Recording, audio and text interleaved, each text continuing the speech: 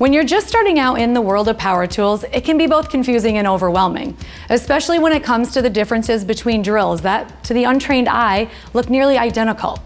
You'll often find these tools sold together in combo kits, and as a beginner, you're left wondering, what exactly is the difference between these tools? I'm Shannon, and in today's video, we're going to talk about all things drills, impact drivers, and hammer drills.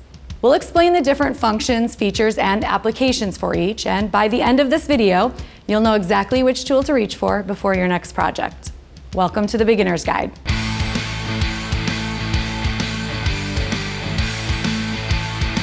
Before we get started, be sure to subscribe and hit that notification bell so you can be the first to hear about new product announcements, DIY projects, how-to videos, and so much more. To start off, let's look at the main functions of each of these tools, beginning with the drill. Like the name suggests, this tool is going to be mainly used for drilling holes and driving screws. Precision and control are going to be the name of the game, with multiple speed and torque settings to choose from.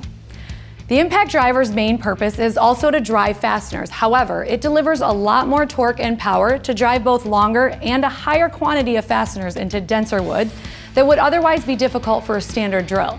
This is due to the spring-loaded concussive force mechanism inside the tool that delivers a rotational strike as much as 50 times a second, giving you the consistent power needed for those tougher applications.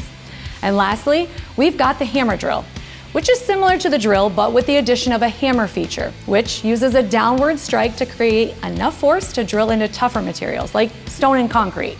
You'll also find many differences in the features on each of these tools. For example, the drill and hammer drill both use a chuck that accepts both round and hex shank bits, while impact drivers utilize a quick release collet that only accepts hex shank bits. Another feature you'll find on the two drills is the clutch, which essentially tells the drill how much power you're going to need, depending on the material you're working with. The clutch will engage and stop the drill as soon as it receives a certain amount of resistance, which keeps you from sinking your screw too deep or damaging your material. On the clutch is where you'll find the hammer mode that we mentioned previously on your hammer drill. In addition to the chuck and clutch, you'll also find a 2-speed gearbox, which controls the speed of the drill.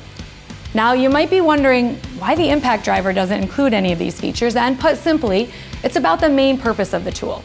The drill is going to be more about precision and control, while the impact is about securing fasteners with as much torque or power as possible.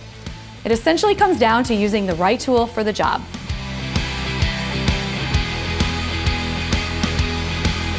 And speaking of using the right tool for the job, let's talk about specific situations you might use one tool over the other.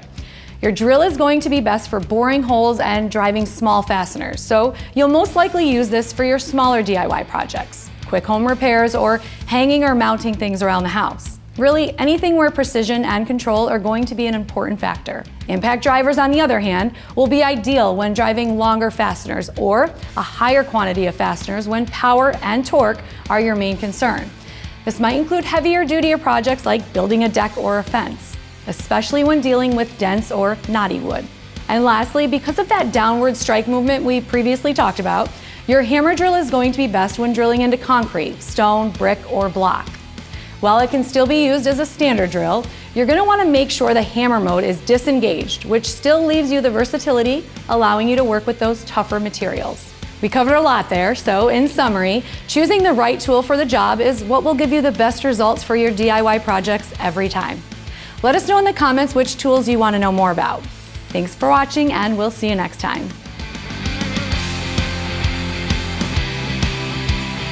If you enjoyed this video, be sure to like, share, and subscribe to stay up to date with all our new content, like the Tools 101 series, Beginner's Guide, our How to DIY series, and so much more.